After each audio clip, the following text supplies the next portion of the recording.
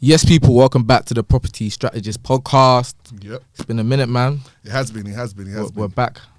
How you doing, bro? How you doing? Yeah, I'm good, man. Tell us who's in the building. Yes, we've got a special guest in the building. I'm talking about yourself. Okay. Fine, thanks. Gok's in the building. Aka's in the building. Yeah, man, it's been a crazy couple of months. I'm not going to lie to you. Yeah. It's been busy. Up and down journeys to Birms. Even yesterday, I was there for the whole day yesterday. It's been crazy, but yeah, man, can't complain. It's been good. How about you? I've been good. We're back in the studio in a few days, so we're going to touch on it and dive deep into what we've been up to the last couple of months.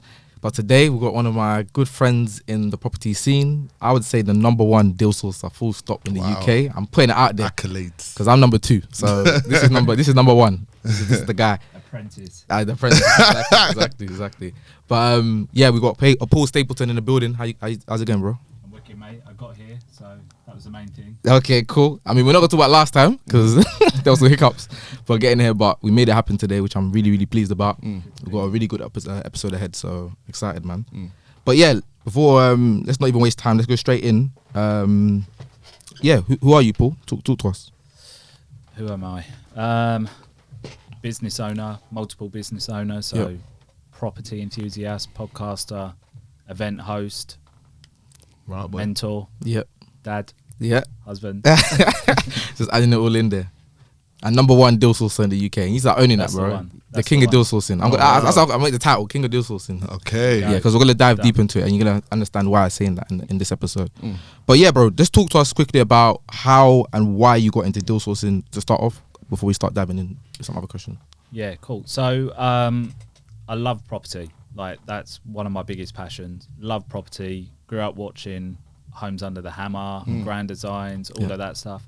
But knew I didn't want to be an estate agent. Like, that corporate life is just not for me. Never work for someone. Have to be my own boss. And I've been a sales trainer for a long time. And I didn't really know my entry level into property. And I came across a company that wanted some sales training. They were a big property company, and they told me about the role, and it just kind of clicked. Like, you know what, this is what I want to do. And it was property sourcing on a big level. Okay. And my entry level into property was probably where some people aspire to be in maybe like 10 years time. Oh, wow. So I learned from the top. No, amazing. We're gonna dive into that role at some point in this episode, and I really want to learn about the company, what the company was, and what role you played in that.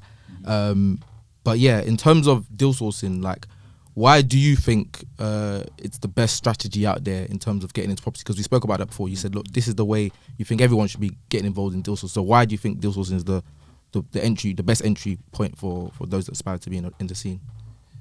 No matter what you're going to do in property, you're going to need to find deals. So I think it's like that foundation level that everyone needs to know.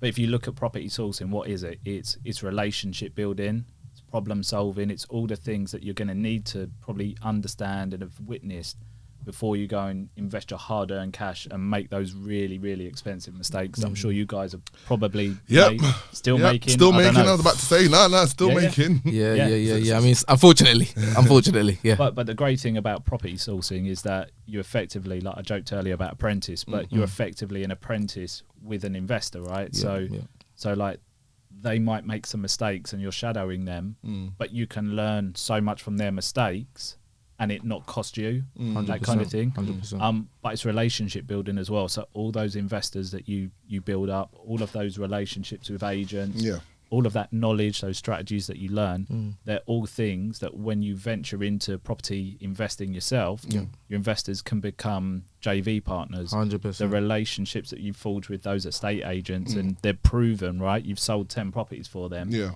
You're then getting offered properties that aren't even on the market, and they're the ones that you can take advantage of to kick off your portfolio with. Yeah, that's important. And I guess the next question is, with yourself, what was like the first moment you could say you made money from deal sourcing and you was like, oh, I can just keep doing this and keep doing this? Was there like a first moment? First deal. Oh, okay. Yeah, obviously. What does that look like? What was that? And 'cause obviously you had background of estate agency then, but then you started working for yourself. So what did that look like? So first deal was, I actually spoke about this on another podcast the other day, and it blew up on Insta. Yeah, So, blow us up. yeah. Lie, please. So it was 1 million. No. So it was a block of apartments, 10 apartments in Liverpool, listed for 950, listed for 900, and we looked at the breakup value of that, and it was 1.2 million. What we wanted to do was sell it as individual units to our investors, and then flip the freehold onto a fund. So we offered them 950 purely because we wanted to do it our way. We knew selling it 10 times as opposed to one time is going to cost him more in legals. Had to issue leases, but the GDV of that was 1.2 million. If you split up. So we had it roughly at 95 grand a unit. We agreed a £7 fee, so we sold all of those for 102 grand. So we made £7,000 on each one, and then we made 36 times the annual ground rent, which was £250 a unit. So what was that, 2.5 grand? Did somewhere like 60-70 grand profit on the freehold as well. Amazing. Wow. You know, it goes into my next question actually. And number one, fantastic. And first deal, damn, you went straight into the deep end. I was gonna ask, number one, that's a fantastic example of deal sourcing, and I'm gonna give you a props quickly, because a lot of people think deal sourcing is just package a deal, sell it on. I've got a buy to let deal, sell it on. But actually, it's about deal structuring. And you spoke about being an apprentice to like other investors and developers and things like that. That's actually what makes you an amazing developer, amazing, you know, investor. Can you deal structure? Can you break things down? Can you find opportunities where other people don't see them? So yeah, thank you for that example. I was gonna say, what would you say is the biggest skill, or like, best skill you need to have to be a really good deal sourcer? What's the best one? So people will say, I think people will say relationship building, creativity, stuff like that. I actually think the biggest skill that you need isn't the upfront skills to find investors and deals. I think the biggest skill you need is problem solving, because the biggest issue is that back end from, yes, I want that deal, to it completing.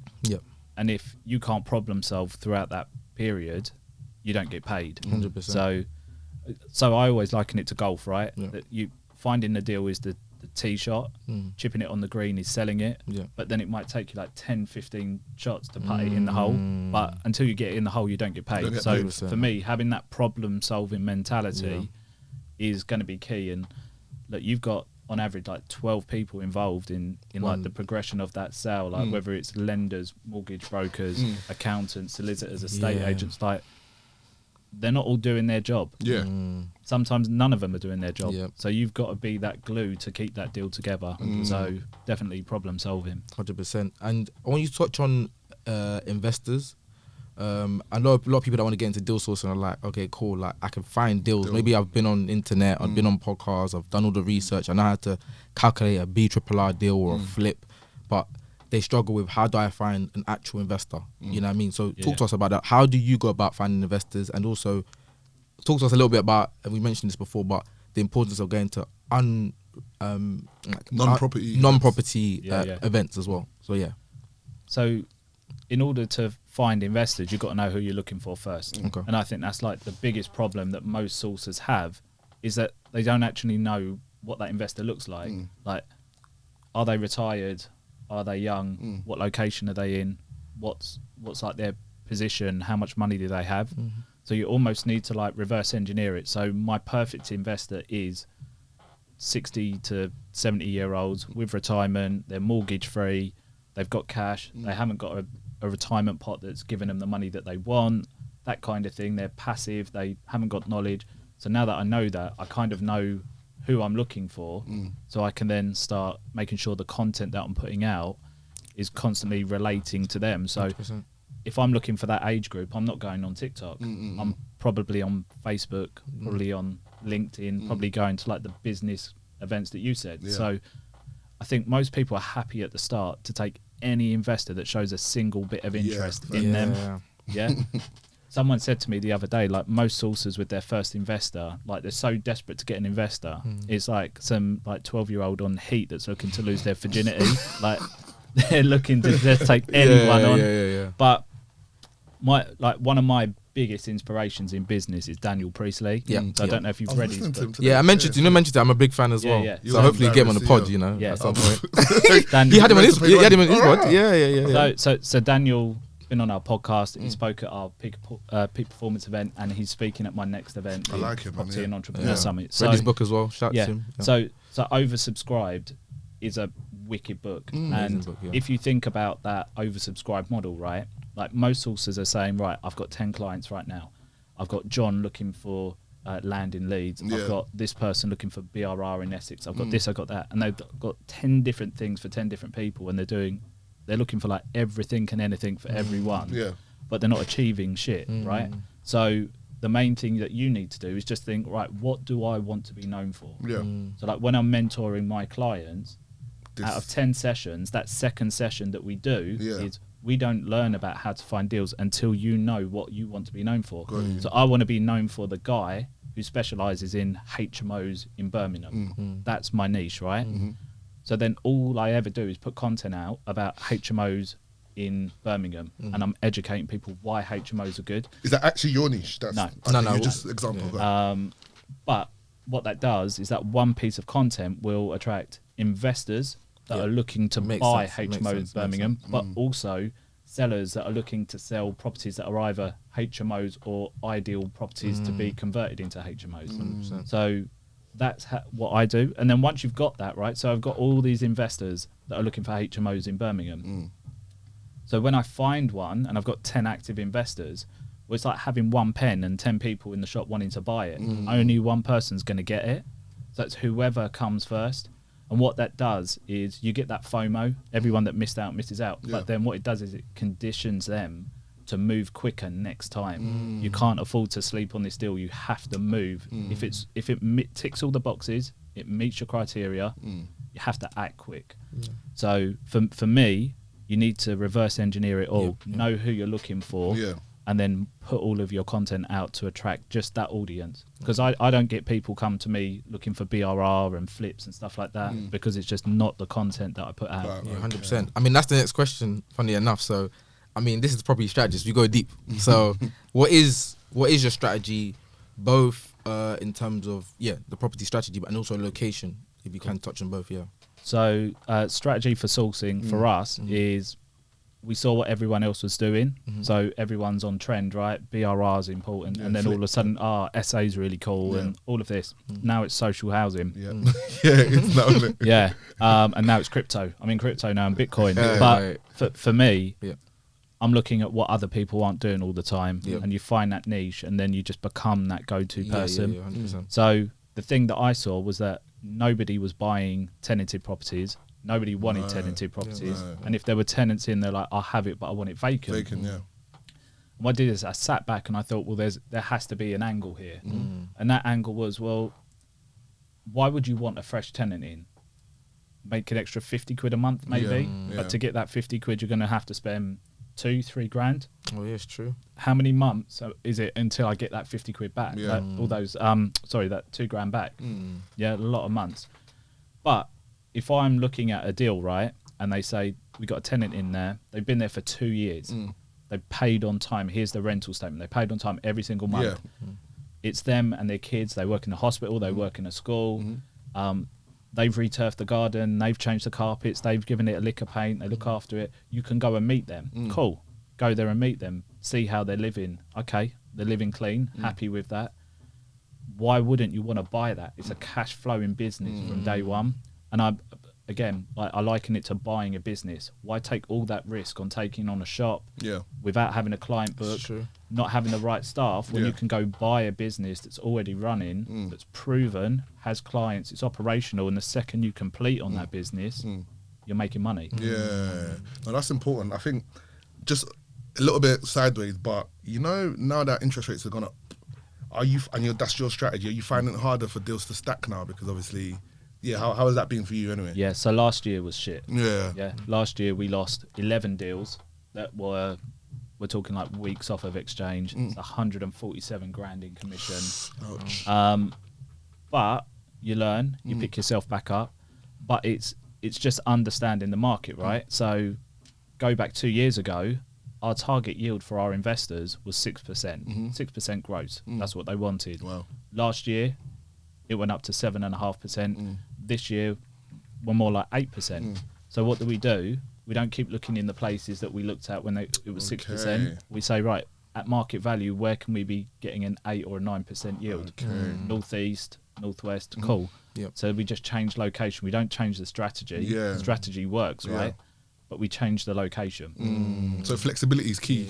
In that case then. One thing I do like about you and the way you run your business is that you target. I mean, you have a specific kind of deal that you source, as you mentioned, tenanted properties, but you also find your own locations. You don't have to get into the locations, but there's always a unique area that you find. What kind of metrics do you use to kind of pick that area? So the metrics that I use not to choose an area is when I ask the question, like, what is a property hotspot? And the first answer is Manchester, Birmingham, Liverpool, Leeds, Coventry, Newcastle, all those areas. So that's enough for me to realise, well, if everyone knows about it, you only know about it because it's already made its money. It's hit the press, right? So you've got to look at that ripple effect. So if I'm looking at Liverpool, 5 years ago, we were killing it in Liverpool. Like, property prices were down here, rents were strong. But what I've seen is rents have kind of moved at this pace, but the price has moved at this pace. So all of a sudden the yields aren't there. But where is that money going now that it's come out of Liverpool city centre? Well, it's going to places like Everton Valley, new football stadium, new transport links, new retail centres. There's big businesses moving there. National developers are coming in. So I try to get in those areas when national developers haven't put a spade in the ground yet. Because if you think about it, national developers tend to set the record prices in the area, right? So if those traditional 2 up, 2 down terraces are going for like 120, developers come along, all of a sudden they're creating these nice new 2 beds, they're coming in at 150. At some point, the old ones will start to creep up and catch up. So that puts you in a good position. But if you can see like regeneration plans for like 5-10 years, 100%, then that's going to be good. Just like people bought off of HS2. I remember being there in uni, and I'm supposed my age, but anyway, I've been there in 2013 when I started uni, and I remember obviously been 10 plus years since then. And I look at Birmingham now, I'm like, wow, it's like, I remember you was in uni in Aston, and at that point, HSD wasn't there, the Grand Central wasn't there, so much had been built within that period of time. So that's such a great shout, and it happens quickly. Once the plans are in place, they're usually set ahead of time through the council, and then as soon as they start going, that's it. There's going to be a rush for certain properties in certain areas, and those that get there win, and those that don't. You need to be flexible as well with like your strategy. So there's an area that I'm looking at in Cumbria at the moment that has potential for like £100 million coal mine to be built there, like an energy centre. So that's when business parks all over. So when you think about that, right, you can make some serious money before it's built, because who's going to be coming in to build that? Like contractors, right? So if you can buy a house and do it on short-term corporate lets, you're going to absolutely kill it. And then once that's complete, who's coming in? Well, there's going to be economic growth, employment growth in that area. So you're going to get new people moving to go and work there. So then you're going to get your long-term clients. So you're dropping gems, boy. You're dropping gems. I haven't said the location. Hey. Okay, cool. So stay tuned for the next one. So yeah, Paul, man, loving this episode and enjoying all the gems you're dropping. I wanted to ask as well, what's the most you've made in 1 month from deal sourcing? In 1 month? Yeah. We had a month where we banked 65. Yeah, crazy. But then, like, this is the thing with deal sourcing, right? Sometimes it's not consistent. You could bank 65 and then not bank for 3 months. So you got to be clever with that money. But look, go back 2 years before things were going wrong. Consistently, like 20 to 30 every month was like the figure. Because that's interesting as well. Because the way you work as well, you only get paid at the end. So I guess you just need a lot of deals to kind of be going through at once. I mean, like, pipeline is everything, right? And I always say to my mentees, just assume 50% of your deals are going to fall through. That's never the case, but just be prepared 100%. That 50% of deals are going to fall through for whatever reason. But you need to build that pipeline. And I think one of the biggest problems that sourcers make is that they go, let me just see how it goes, right? Let me just do one deal, and if that deal completes, I'm full steam ahead on this, right? So they do that one deal. It takes 3 months to complete, and they go, okay, this is real. But guess what? Now you're pressing restart because now you haven't done any other work.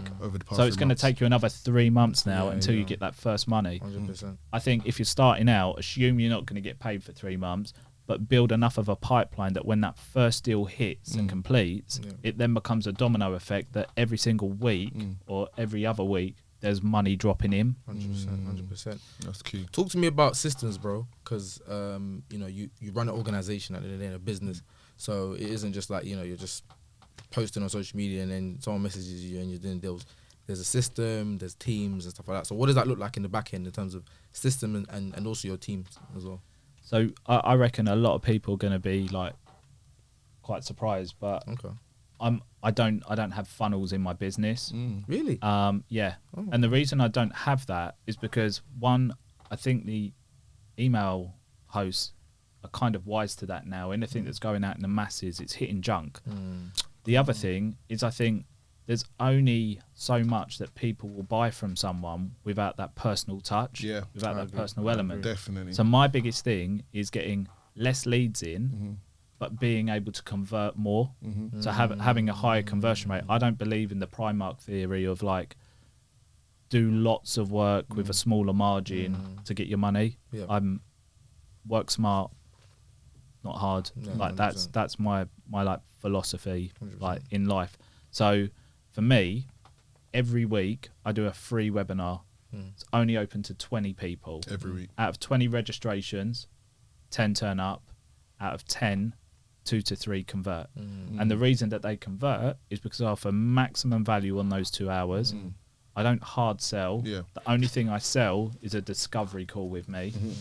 They come on a discovery call and then we find out where they're at, where they want to be, why they're not there yet, what they're struggling on, and then we build a plan on how, if they work with me, we can get them there.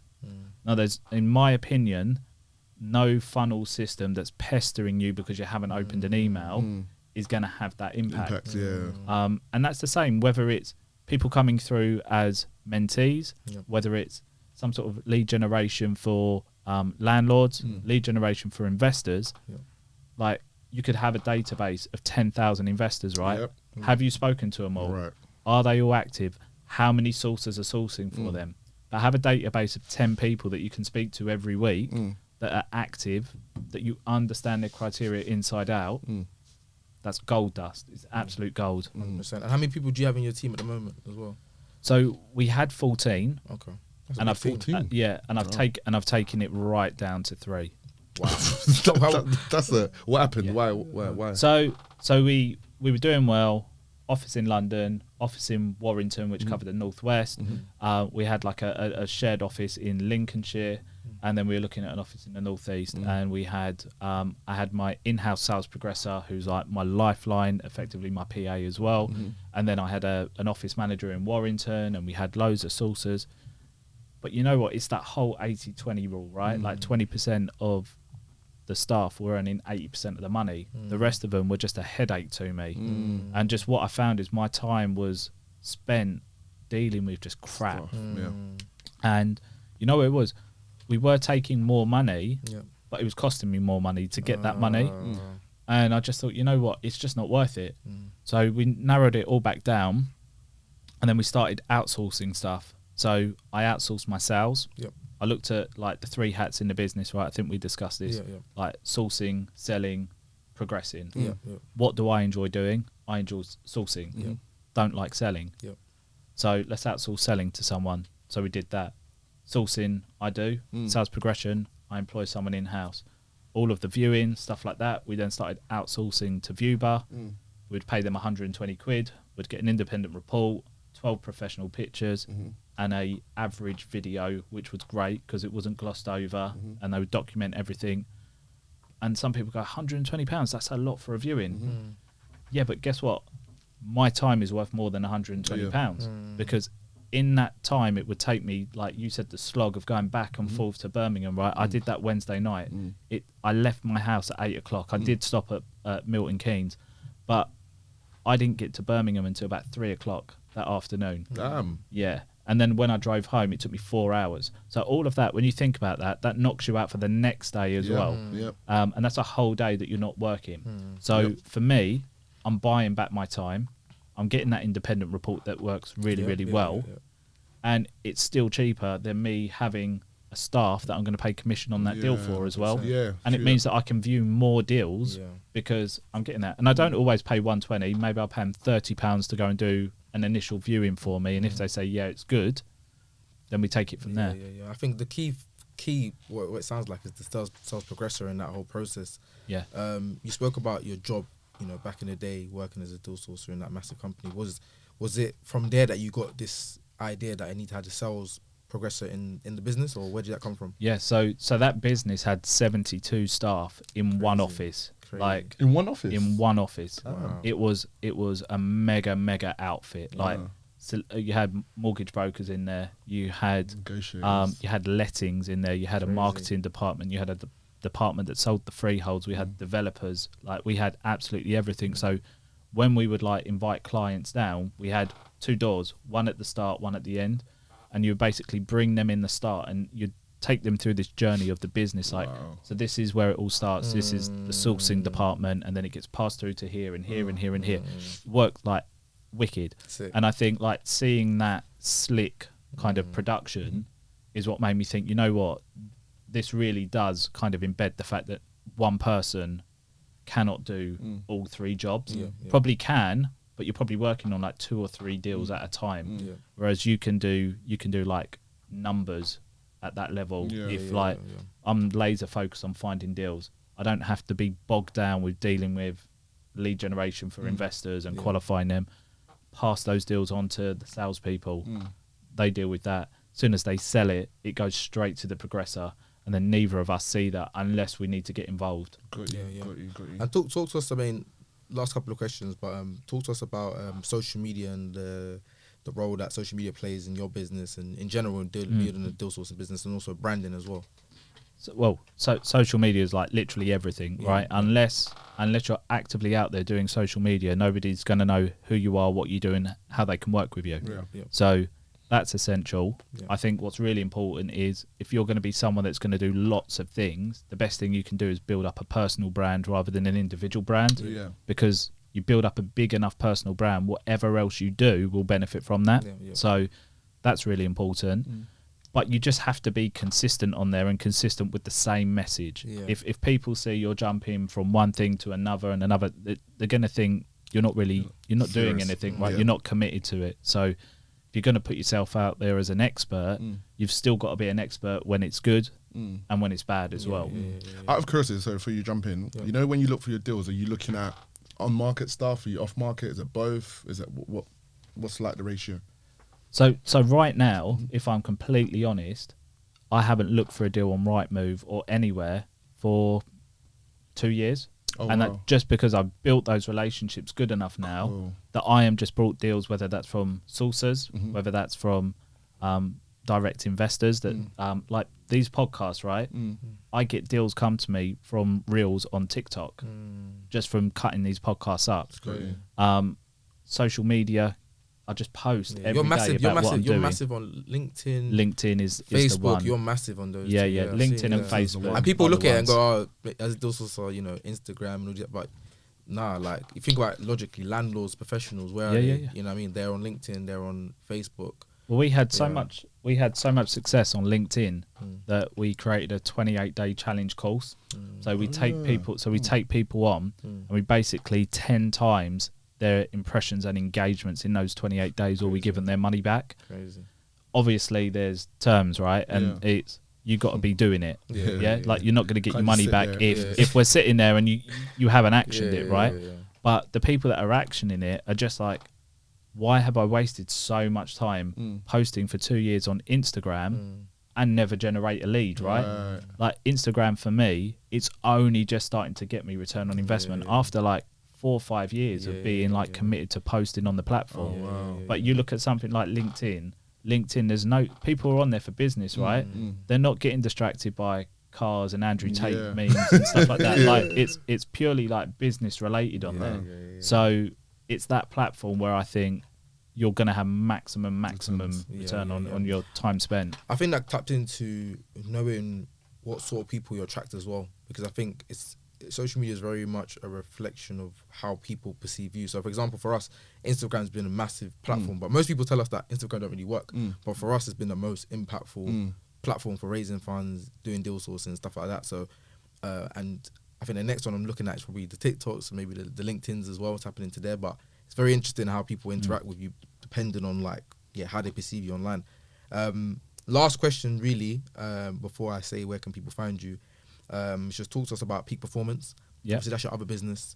Why did you start it? What are you guys doing? And how's it going basically? Yeah, so Peak Performance is our passion project at the moment. Myself and Aaron, my business partner, we're both like avid networkers, building network, whether that's going out networking or networking on social media. And we were going to lots of events. They're all very much the same, boring, pitching, no rhythm and flow to it. It all kind of like stop and bit lumpy. And we were just like, we want to go to like an event that doesn't exist. And we just thought, you know what, it's like anything, right? If it's not there, build it. And we did our first event in Bromley at my offices.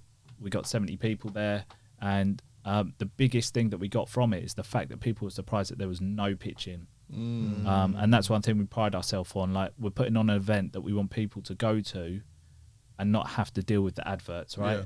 It's like going to the cinema. If all of a sudden they introduce ads, you're not going to enjoy your experience. 100%. Got you. So we decided we're going to create an entrepreneur event. It's not going to be specific to property, but property guys can come and learn a shed load. And my biggest thing for it was, well, you go to a property event, you're in a room full of your competition, right? You're looking for that angel investor, you're looking for that landlord, you're looking for that property sourcer. There's tons of them, but you're all competing. But anyone can be your investor, right? Doesn't matter where they work, what they do, what location they're in, colour of skin, whatever it might be, even age. Like, it's all irrelevant, right? You went to a franchise event. I did. Tons of people there that could be your investor, right? Probably more people there than if you went to a property event. Correct. And that's what we thought we'd do. So we create things like the next one, which is coming in July, the power of social media. So we've got 3 wicked speakers from social media that are monetizing to as much as like £1 million a year off of TikTok, just off of that's just one person. So you come there, you learn from them. We have an interactive Q&A, got live music, we've got an open bar. Wow. There's it's in a wicked, quirky location in central London. And it did so well, even after our second event, that it caught the eye of a business that's owned by Lord Sugar, and they became our main sponsor. So once you, again, niching it, right? Once you're doing something that other people aren't doing, you start to get noticed. People want to jump on board.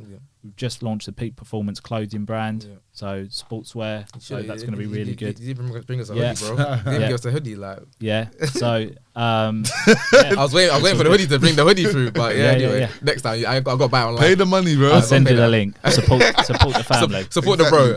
Cool. I got private school fees to pay. Sorry. I hear you. But yeah, so we set that up, but I still felt that there was like a bit of a gap in the market for property as well. So in June, I'm launching my first property event, the Property and Entrepreneur Summit. Sick. 400 people. Amazing. We got Rob Moore, got Simon Zucci, we got Saj Hussain, John Howard.